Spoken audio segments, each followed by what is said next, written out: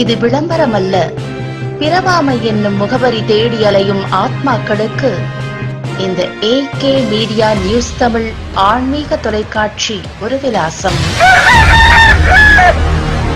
பழனி முருகன் கோவிலில் படிபூஜை செய்த பக்தர்கள் வண்ண மலர்களால் அலங்கரித்து மலர் வழிபாட்டிலும் ஈடுபட்டனர். பழனி முருகன் கோயில் தைப்பூச திருவிழா நிறைவடைந்த நிலையில் பக்தர்கள் வருகை இருந்து வருகிறது. சேலம் மாவட்டம் எடப்பாடியிலிருந்து பழனிக்கு பாத யாத்திரையாக வந்துள்ள பர்வத ராஜகுல சமூகத்தைச் சேர்ந்த மக்கள் பழனி கோயிலில் வழிபாட்டில் ஈடுபட்டனர். மலை கோயிலுக்கு செல்லும் படிப்பாதையில் கோலம் வரைந்து தேங்காய் பழம் பொங்கல் வைத்து முருகனை போற்றி பாடல்கள் பாடி படிபூஜை செய்து வழிபட்டனர். தொடர்ந்து மலை மீது வெளிப்பிரகாரத்தில் பிச்சிப்பூ, சம்மங்கிப்பூ, மறிக்கொழுந்து, வாடாமல்லி உள்ளிட்ட பல்வேறு வண்ண மலர்களை கொண்டு ஓம் வடிவில் வரைந்து மலர் வழிபாடும் செய்தனர். இந்த நிகழ்ச்சியில் ஏராளமான பக்தர்கள் கலந்து கொண்டு முருகனை வழிபட்டனர். பழனி தைப்பூச திருவிழாவிற்கு வரும் எடப்பாடியைச் சேர்ந்த பர்வத ராஜகுல சமூக மக்களை மலை மீது ஒரு நாள் தங்க அனுமதித்து சாமி தரிசனம் செய்ய கோயில் நிர்வாகம் அனுமதிப்பது குறிப்பிடத்தக்கது. இந்த நிகழ்ச்சியில் கலந்து கொள்வதற்காக தமிழகம் முழுவதும் இருந்து பர்வத ராஜகுல சமூகத்தைச் சார்ந்தவர்கள் சாமி தரிசனம் செய்ய சுமார் 50,000க்கும் மேற்பட்டோர் பழனிக்கு வருகை தந்துள்ளனர்.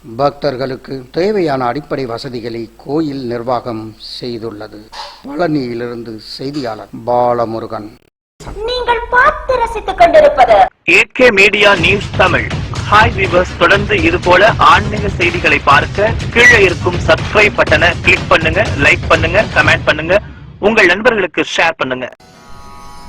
ஓம் சிவா திருச்சிற்றம்பலம்.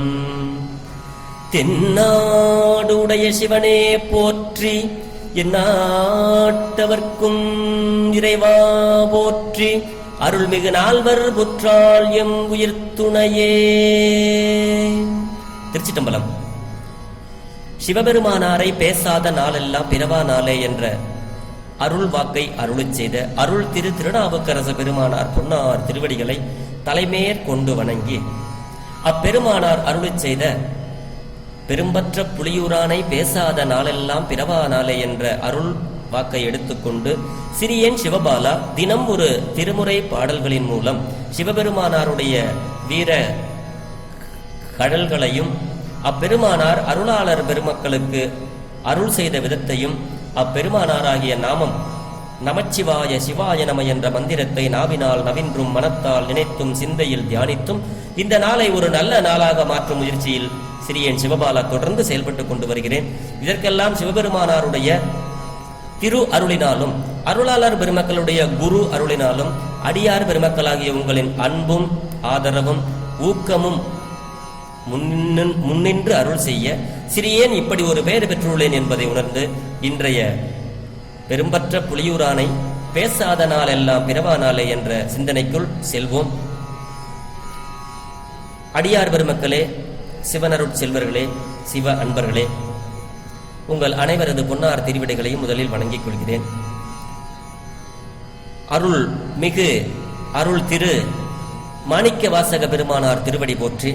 மாணிக்க வாசக பெருமான் அருள் செய்த 8ஆம் திருமுறை திருவாசகத்தில் குயில் 10 18வது பதிகம்.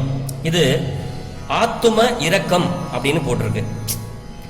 குயில் 10 இத சுவாமி தில்லைக்கு வராரு. மாணிக்க வாசக பெருமான் தில்லைக்கு வராரு. அங்க கொஞ்ச நாள் அங்க தில்லையிலே தங்கியிருக்காரு. மாணிக்க வாசக பெருமான் தில்லையில அங்க எழுந்தருளி கொஞ்ச காலம் அங்க தங்கியிருக்கிறாரு. அப்படி தங்கியிருக்கும் போது வசந்த காலம் வருது. இந்த நல்ல அந்த ஒரு வசந்த காலம்னா நல்ல பூக்கள்லாம் நிறைய பூக்கும், உயிர்கள்லாம் பூவும், ஒரே பச்சை பசேர்னு பசுமையா இருக்கும். அது ஒரு அப்படி ஒரு பொழில்கள் அழகான பூத்து குலுங்கும். இந்த காய்கனிகள் தேமாங்க அதெல்லாம் நிறைய காய் காய்க்கும். மாங்குயில்கள்லாம் ரொம்ப இனிமையா அந்த தோட்டத்திலிருந்து பாடும். அப்படி அந்த தருணம், அப்படி பெருமான் அங்க தங்கியிருக்கிற காலம் அந்த வசந்த காலம்.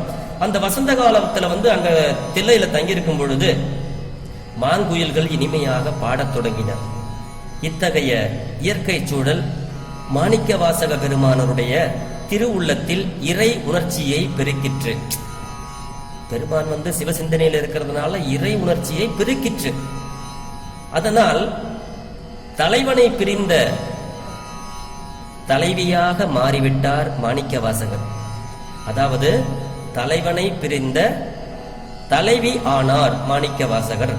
ஆக உயிர் தலைவன், இந்த தலைவன் யாரு? உயிர் தலைவன் சிவபெருமான். அப்படி உயிர் தலைவன் பிரிகின்ற காலத்து குறித்த வசந்த காலமும் வந்ததே.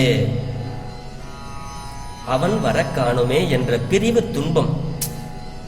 உயிர் தலைவன் பிரிகின்ற காலத்திற்கு குறித்த வசந்த காலமும் வந்தது.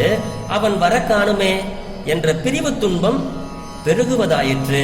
அதனால் மதனன் எக்காலமாய் காம வெறுப்பை விளைவிப்பதாய் உள்ள குயிலை கூவச் செய்தாவது தலைவனுக்கு தன்னை பற்றிய எண்ணத்தை உண்டாக்கலாமே என்று எண்ணி மாணிக்கவாசகர் குயிலே அவன் வர கூவாய் என இந்த குயில் பத்தாகிய இதனை அருளிச் செய்திருக்கிறார்.